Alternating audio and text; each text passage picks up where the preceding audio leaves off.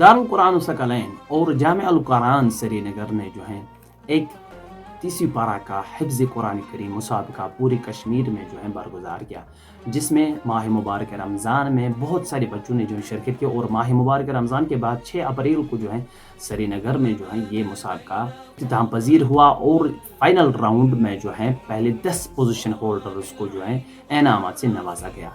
आप जान सकते हैं कि पहली पोजीशन को 10,000 इनाम था और दूसरी पोजीशन को 7,000 और तीसरी पोजीशन को 5,000 इनाम था और चौथी से लेकर 10वीं पोजीशन तक जो था हर एक बच्चे को 1,000 रुपया जो है नकदी इनाम दिया गया।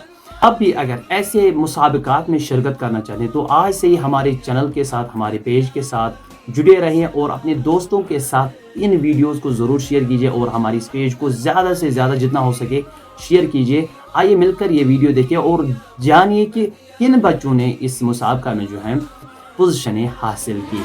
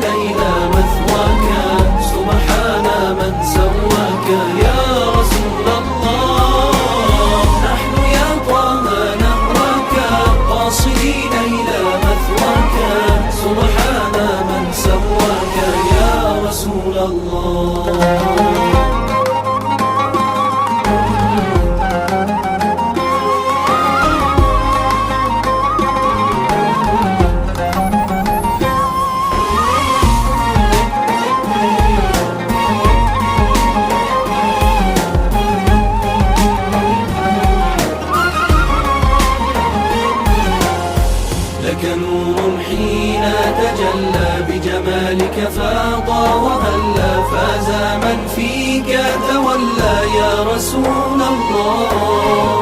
لك نور حين تجلى بجمالك فاضى وهلا فاز من فيك تولى يا رسول الله.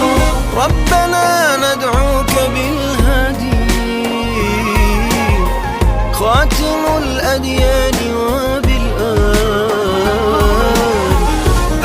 حسن حالنا دوما يا ملاذ العبد في الأهوال. ذكره للمبتلى ريحان يا رسولا حبه إيمان. ذكره للمبتلى ريحان يا رسولا حبه إيمان. أنت يا عون الغريب